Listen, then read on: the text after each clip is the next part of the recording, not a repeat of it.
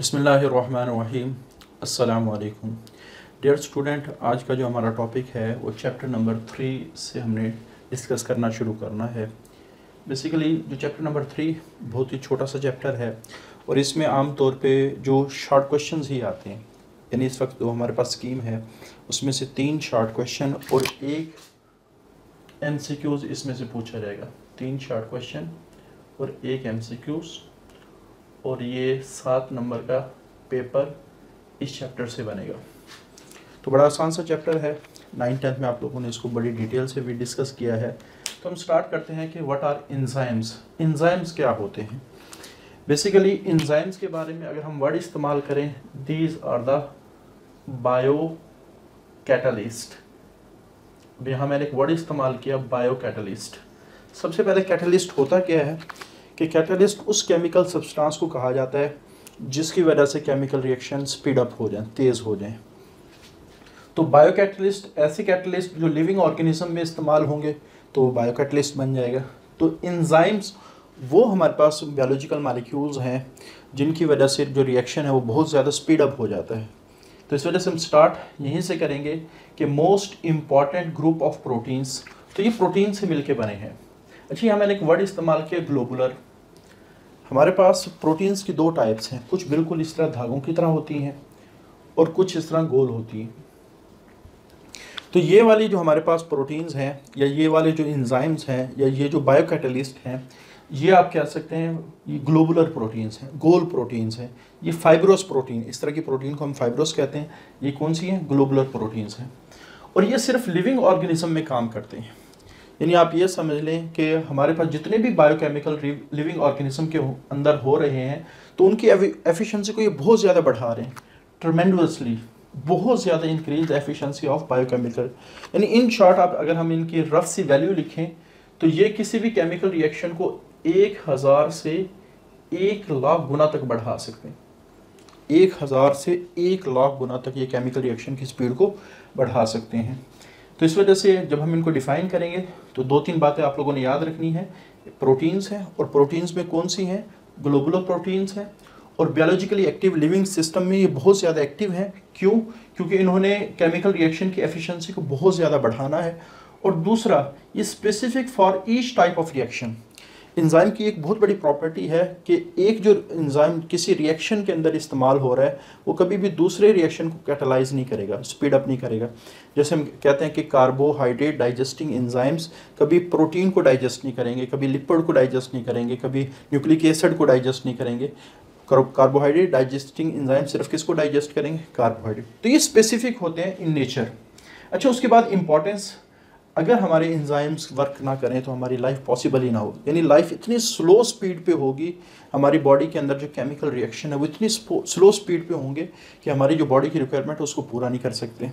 जैसे एक छोटी सी एग्जांपल है, रफ सा आइडिया मैं आपको दे देता हूँ कि हमारी जो ऑक्सीजन है ये जो अंदर जाती है, अगर सपोज वैसे तो तकरीबन थोड़े से देर बाद, कुछ सेकंड्स के बाद वो केमिकल रिएक्शन होकर कार्बन डाइऑक्साइड के शक्ल में वो वापस आ जाती है। लेकिन अगर हमारी बॉडी से एंजाइम ख़त्म कर दिए जाएं तो ये जो ऑक्सीजन अंदर गई है ये तकरीबन 420 डेज़, 420 दिन बाद ये वापस आएगी। आप खुद अंदाज़ा लगाएं कि जो काम चंद सेकंडों में हो रहा है, अगर इसको एंजाइम को ख़त्म कर दिया जाए तो वही काम कई दिनों, कई सालों पर मुहित हो जाए। तो अगर एक जो ऑक्सीजन का मॉलिक्यूल अंदर गया है 420 दिन बाद वो बाहर कार्बन डाइऑक्साइड की शक्ल में आए तो क्या हम जिंदा रह सकते हैं? तो पॉसिबल ही नहीं। तो without enzyme the reaction would proceed at very low speed making the life impossible, कि हमारी जो लाइफ है वो इस मुमकिन ही नहीं रहेगी। और अच्छा, उसके बाद हमारे पास कंपोजिशन के हवाले से बात करते हैं तो प्रोटीन से मिलके बने हैं और प्रोटीन जिन सब यूनिट से मिलके बने हैं उनको हम कहते हैं अमाइनो एसिड्स। Amino acids. अच्छा, अमाइनो एसिड्स जब अरेंज होते हैं चेन्स की शक्ल में तो पॉलीपेप्टाइड चेन्स बनती हैं और यही पॉलीपेप्टाइड की जो चेन्स हैं अरेंज होके प्रोटीन्स के मॉलिक्यूल्स बनाती हैं। क्लियर? यहाँ एक बात आप लोगों ने याद रखनी है, जो पॉलीपेप्टाइड की चेन्स हैं, सपोज मैं कहता हूँ कि ये एक पॉलीपेप्टाइड की चेन है, जब ये अरेंज हो रही होती है तो ये इस तरह coiled folding coiled folding coiled folding होके ना ये हमारे पास गोल सा स्ट्रक्चर बना देती है। इस गोल से स्ट्रक्चर को हम कहते हैं ग्लोबुलर स्ट्रक्चर, ये बिल्कुल इसी तरह जैसे धागा है, उसको जितना ज़्यादा उलझाते जाएं तो वो गोल स्ट्रक्चर बनाना शुरू कर देते हैं। तो हमारे पास ये जो पॉलीपेप्टाइड की चेन है, पॉलीपेप्टाइड की चेन बनी किससे हैं? Amino acids. तो ये जो पॉलीपेप्टाइड की चेन है जब एंजाइम का स्ट्रक्चर बना रही होती है तो ये मखसूस अंदाज में क्वाइल्ड और फोल्ड होके ग्लोबुलर सिमेट्री, सिमेट्री से मुराद यहाँ शेप भी लगा लें, तो एंजाइम की जो ग्लोबुलर सिमेट्री है उसको ये कैटलाइज करेंगे या उसको बनाएंगी। तो ये हमारे पास कंपोजिशन है। अच्छा, उसके बाद एक्टिव साइट क्या होती है? अच्छा, एक्टिव साइट को समझने से पहले आप लोगों ने एक एग्जांपल याद रखें। जैसे हम छुरी का इस्तेमाल करते हैं घर में काटने के लिए, तो ये मैंने एक रफ सी छुरी आप लोगों के सामने ड्रा की है। तो इस छुरी के अंदर पूरा का पूरा जो स्ट्रक्चर है वो काटने के लिए इस्तेमाल नहीं होता। आमतौर पे देखा होगा कि जो हमारे पास ये जो मैंने रेड कलर की ड्रा की है यही सरफेस है जो आमतौर पे काटने के लिए इस्तेमाल होती है। अच्छा, बाकी जो सारा का स्ट्रक्चर है वो मुकम्मल छुरी बनाने के लिए इस्तेमाल होता है। अगर हम कहें कि चूँकि हमारी ये वाली जो सरफेस है ये काटने के लिए इस्तेमाल होती है तो हमें बाकी सारी छुरी की ज़रूरत नहीं है, तो ये हमारा ख्याल गलत होगा। उसकी वजह क्या है? क्योंकि ये वाला जो स्ट्रक्चर है ये सारा इसकी मौजूदगी में ही सही काम करेगा। अगर हम सिर्फ इस स्ट्रक्चर को इस्तेमाल करें तो हम इस छोटी सी लाइन से किसी चीज़ को आसानी से काट नहीं सकते। यानी आप ये समझ लें कि बाकी सारा जो स्ट्रक्चर छुरी का है वो इस स्ट्रक्चर की एफिशिएंसी को बढ़ाने के लिए है, इस साइट की या इस जगह की आप कह सकते हैं स्टेबिलिटी को बढ़ाने के लिए। पूरा स्ट्रक्चर मिलेगा तब ये वाली सरफेस क्या करेगी? काम करेगी। काम सिर्फ इस छोटी सी सरफेस नहीं करना है, बाकी सारा जो स्ट्रक्चर है वो छुरी को स्टेबल रखने के लिए, छुरी के अंदर आप पुख्तगी पैदा करने के लिए इस्तेमाल होते हैं। इन द सेम इसी तरह हमारे पास हज़ारों की तादाद में आप कह सकते हैं अमीनो एसिड हैं जो गोल स्ट्रक्चर बना रहे हैं, ग्लोबुलर स्ट्रक्चर बना रहे हैं एंजाइम का। लेकिन एंजाइम का एक छोटा सा पोर्शन काम करेगा। सिर्फ वो जो छोटा सा पोर्शन है जो काम करेगा। अब एंजाइम का काम क्या है? कैटालिसिस करना, स्पीड अप करना। तो ये जो छोटा सा पोर्शन है जिसको मैंने रेड कलर का ड्रा किया है यही कैटालिसिस करेगा, यही रिएक्शन को स्पीड अप करेगा। अब सवाल ये है कि बाकी सारा का सारा जो स्ट्रक्चर है इसकी क्या ज़रूरत है? इसकी ज़रूरत ये है कि जिस तरह छुरी में स्टेबिलिटी बाकी सारे स्ट्रक्चर की वजह से आती है, इसी तरह बाकी जो सारा स्ट्रक्चर है वो ग्लोबुलर स्ट्रक्चर को स्टेबल रखने में हेल्प आउट करते हैं। तो इसी वजह से जब हम एक्टिव साइट को डिफाइन करते हैं तो एक्टिव साइट की डेफिनेशन क्या है? तो कैटालिटिक एक्टिविटी यानी एंजाइम ने काम क्या करना है? कैटालिसिस का काम करना है। इज रिस्ट्रिक्टेड, ये महदूद है। रिस्ट्रिक्टेड का मतलब है कि लिमिटेड है कि हमारे पास एंजाइम की जो कैटालिटिक एक्टिविटी वो सिर्फ महदूद है to a small portion of enzyme, enzyme के एक छोटे से पोर्शन में कॉल्ड एक्टिव साइट, उसको एक्टिव साइट कहा जाता है। क्लियर? यानी नाम से जाहिर है साइट जगह को कहता है, एक्टिव जिसने काम करना हो, पूरे एंजाइम में वो जगह जिसने काम करना हो वो क्या कहलाती है? एक्टिव साइट कहलाती है। क्लियर? अब सबस्ट्रेट क्या होती है? अब एंजाइम ने जिन रिएक्टेंट को प्रोडक्ट में कन्वर्ट करना है, जो एंजाइम के साथ आके अटैच होते हैं और उसके बाद प्रोडक्ट में कन्वर्ट होते हैं, तो वो क्या कहलाते हैं? सबस्ट्रेट। तो इसको डिफाइन कैसे करेंगे? ऐसा reactant which is attach to the active site, जो एक्टिव साइट के साथ अटैच होगा, कन्वर्टेड इनटू द प्रोडक्ट और प्रोडक्ट में कन्वर्ट होगा, तो वो हमारे पास सबस्ट्रेट कहलाती है। तो लाइपेज एक हमारे पास एंजाइम है, इसकी जो सबस्ट्रेट है वो लिपिड्स के मॉलिक्यूल होते हैं। तो लाइपेज एंजाइम है, लिपिड सबस्ट्रेट है और इससे ग्लिसरॉल और फैटी एसिड्स, ये हम चैप्टर नंबर 2 में डिस्कस करेंगे। तो लाइपेज लिपिड पर एक्ट करेगा और उसके बाद ग्लिसरॉल और फैटी एसिड में कन्वर्ट करेगा। तो हमारे पास ये प्रोडक्ट है, ये सबस्ट्रेट है और ये क्या है? एंजाइम्स। अब आखिरी बात जो आप लोगों ने जहन में रखनी वो हम कर भी चुके हैं कि ये जो हमारे पास एंजाइम्स है इसमें हंड्रेड्स ऑफ अमीनो एसिड्स होते हैं, हज़ारों की तादाद में अमीनो एसिड होते हैं। लेकिन जो एक्टिव साइट है ये सिर्फ चंद एक अमीनो एसिड से मिलकर बनी है। आमतौर पे अगर हम इसकी वैल्यू लिखें तो सिर्फ 3 से 12 अमीनो एसिड मिलके एक्टिव साइट बनाते हैं हज़ारों की तादाद में, लेकिन 3 से 12 अमीनो एसिड सिर्फ एक्टिव साइट बनाएंगे। और जो बल्क ऑफ अमीनो एसिड हैं, अमीनो एसिड जो बाकी रह गए हैं ज़्यादा तादाद में, बल्क कहते हैं ज़्यादा तादाद में, जो रेस्ट ऑफ अमीनो एसिड हैं, रेस्ट का मतलब है जो बच गए हैं। अब देखें अगर हज़ारों में से 3 और 12 हम निकाल दें तो जो बचेंगे वो ज़्यादा मिकदार में हैं। तो जो ज़्यादा मिकदार में अमीनो एसिड हैं वो मेंटेन द ग्लोबुलर स्ट्रक्चर, वो ग्लोबुलर स्ट्रक्चर को मेंटेन करने के लिए इस्तेमाल होंगे। तो ये बड़ा इंपॉर्टेंट ऑब्जेक्टिव है कि हमारे पास अमीनो एसिड जो चंद हैं वो एक्टिव साइट बनाते हैं और जो ज़्यादा है वो सिर्फ ग्लोबुलर स्ट्रक्चर को मेंटेन करते हैं ताकि ये एक्टिव साइट भी काम कर सके, जिसको अभी हमने यहाँ डिस्कस किया है। अच्छा, उसके बाद को फैक्टर क्या होता है? नाम से ज़ाहिर को का वर्ड हम साथ के लिए इस्तेमाल करते हैं, जैसे को एजुकेशन जिसमें लड़का और लड़की इकट्ठे पढ़ते हों, साथ पढ़ते हों। फैक्टर, ऐसा फैक्टर जो एंजाइम के साथ मिलके काम करेगा। अच्छा, एंजाइम के बारे में अभी हमने डिस्कस किया कि एंजाइम वो मॉलिक्यूल है जो प्रोटीन से मिलके बने। सिर्फ चंद एंजाइम ऐसे हैं जो सारा काम प्रोटीन की शक्ल में कर लेते हैं। सोलली का मतलब सिर्फ कि उनके पास अगर सिर्फ प्रोटीन्स ही हों तो वो सारे फंक्शन परफॉर्म कर सकते हैं। जैसे हमारे पास एक एंजाइम है प्रोटीन को डाइजेस्ट करते हैं, प्रोटीएजेस, तो ये प्रोटीन्स ही की शक्ल में सारा काम कर सकते हैं। लेकिन ज़्यादातर हमारे पास एंजाइम ऐसे हैं जिनको अपने काम करने के लिए एक छोटा सा नॉन प्रोटीन पार्ट लाजमी रिक्वायर हो। तो वो जो छोटा सा नॉन प्रोटीन पार्ट है, वैसे एंजाइम खुद क्या है, प्रोटीन्स हैं, लेकिन वो जो छोटा सा नॉन प्रोटीन पार्ट है जो एंजाइम की फंक्शनिंग के लिए ज़रूरी है, तो इसको हम कहते हैं ये कोफैक्टर है। इसको कोफैक्टर कहा जाएगा। तो some of enzyme consist of solely protein, solely यानी कुछ एंजाइम ऐसे हैं जो सिर्फ प्रोटीन की शक्ल में सारा काम करते हैं, लेकिन ज़्यादातर हमारे पास ऐसे एंजाइम हैं जो कोफैक्टर यानी नॉन प्रोटीन पार्ट रखते हैं, और वो cofactor essential for proper functioning of enzyme, enzyme की प्रॉपर फंक्शनिंग के लिए ज़रूरी है। अब ये करता क्या है?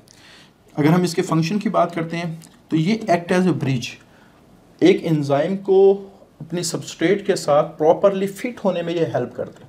अगर इसको निकाल लिया जाए तो एंजाइम और सबस्ट्रेट प्रॉपरली फिट नहीं होगा, और जब तक एंजाइम और सबस्ट्रेट प्रॉपरली फिट नहीं होते उस वक्त तक उसके रिएक्शन कैरी ऑन करना थोड़ा सा मुश्किल होता है। जैसे ये मैंने एक रेड कलर का हिस्सा ड्रा किया है, अगर सपोज मैं यहाँ से, और अगर आप देखें सबस्ट्रेट और एंजाइम, सबस्ट्रेट आसानी से इस एंजाइम के ऊपर क्या हो सकती है, फिट हो सकती है।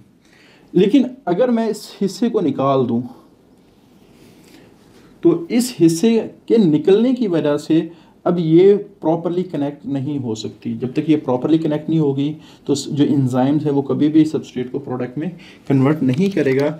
इस वजह से हमारे पास जो कोफैक्टर हैं काफ़ी सारे एंजाइम के लिए ज़रूरी होते हैं कि उनकी वजह से ये प्रॉपर फिटिंग होती है। जैसे आपकी बुक में भी एक डायग्राम बनी हुई है, उसमें एक रेड कलर का एक छोटा सा कोफैक्टर बनाया, अगर उसको निकाल दें तो आपके पास जो सबस्ट्रेट है वो एंजाइम है वो प्रॉपरली फिट नहीं होंगे।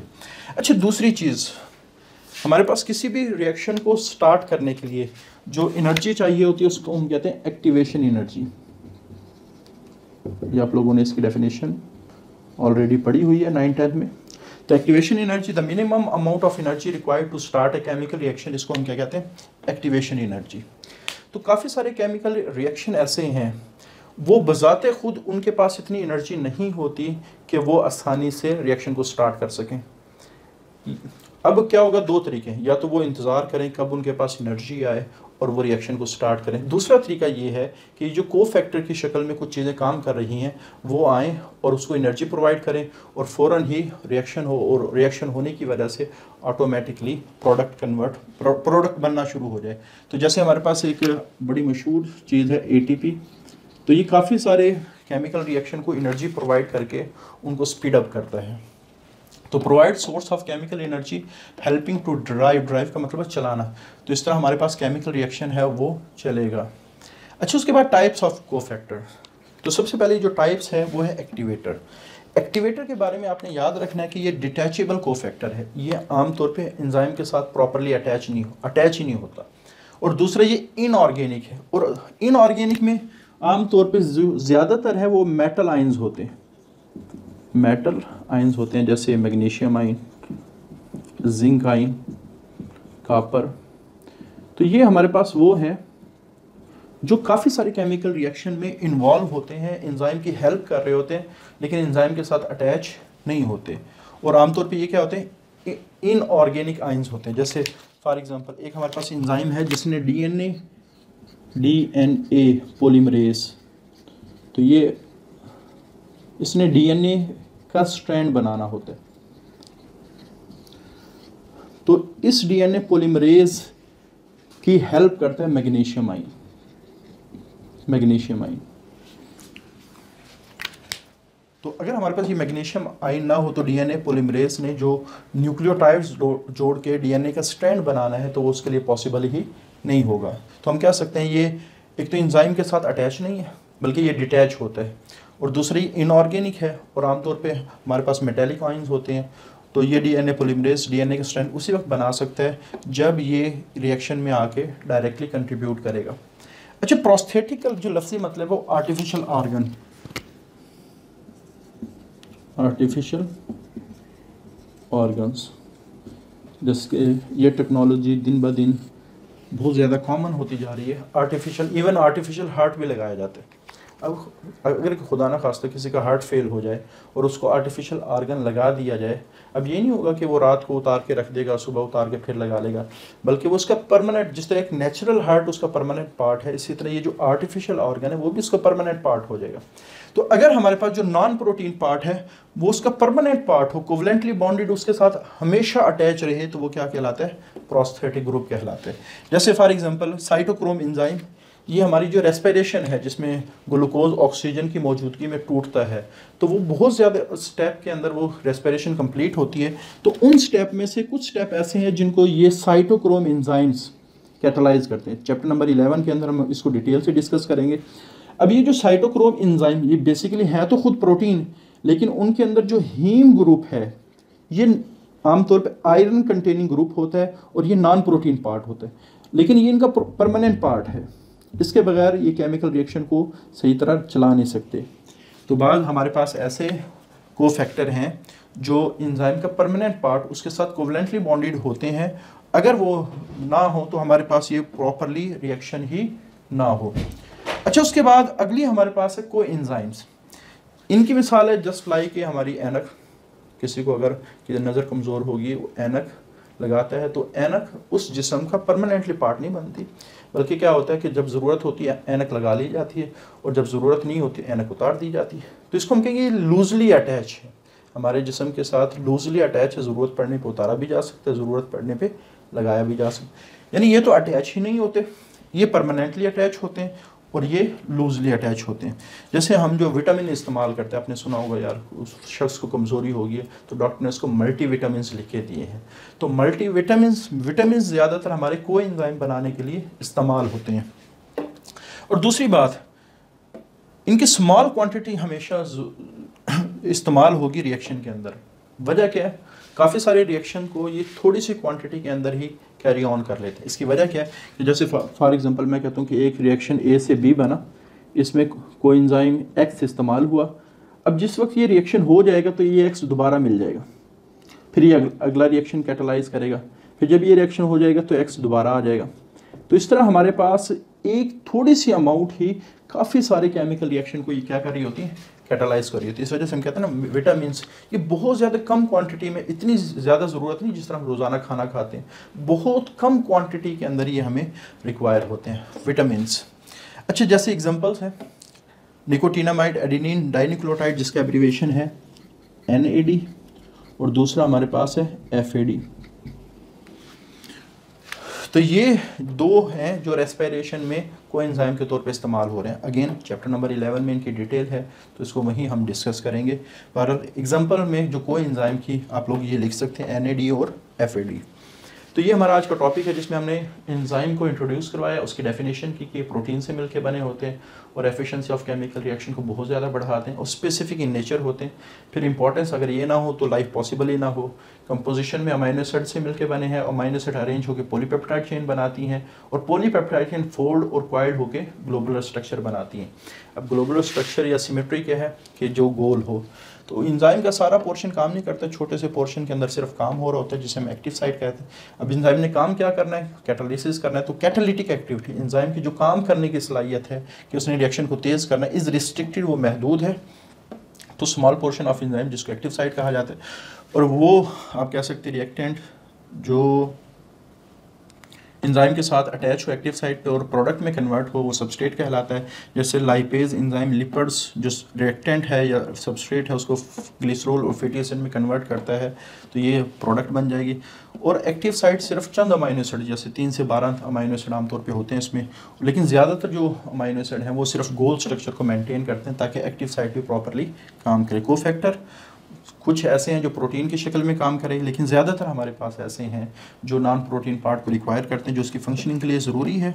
जैसे कुछ ऐसे हैं जो ब्रिज का काम कर रहे होते हैं, कुछ ऐसे हैं जो source of chemical energy provide करते हैं। एक्टिवेटर आमतौर पे ये डिटैचेबल होता है और इनऑर्गेनिक आयन होता है, और मेटेलिक आयन आमतौर पे इस्तेमाल होते हैं। जैसे डीएनए पॉलीमरेज में डीएनए स्ट्रैंड बनाने के लिए मैग्नीशियम आयन इस्तेमाल होता है। प्रोस्थेटिक ग्रुप ये परमानेंटली या कोवलेंटली बॉन्डेड होता है, जैसे साइटोक्रोम एंजाइम हीम ग्रुप को प्रोस्थेटिक ग्रुप के तौर पे इस्तेमाल करते हैं। कोएंजाइम ये लूजली अटैच होते हैं, विटामिन हमारे कोएंजाइम बनाने के लिए इस्तेमाल होते हैं। स्मॉल क्वांटिटी क्यों रिक्वायर होते हैं, क्योंकि ये रिएक्शन में कोई भी चीज़ ऐसी है जिसकी रिसाइकलिंग हो रही हो वो हमेशा थोड़ी सी क्वांटिटी में बार बार इस्तेमाल हो रही होती है। एग्जांपल में NAD है, FAD है, अगेन ये रेस्पिरेशन में इस्तेमाल होते हैं जब ऑक्सीजन ग्लूकोज की मौजूदगी में एनर्जी प्रोवाइड करती है। तो ये हमारा आज का लेक्चर है। अगले लेक्चर में फिर हम डिफरेंस बिटवीन एपो एंजाइम, को enzyme, location of enzyme, characteristic of enzyme इसको डिस्कस करेंगे। आज के लिए इतना ही। अल्लाह हाफिज़।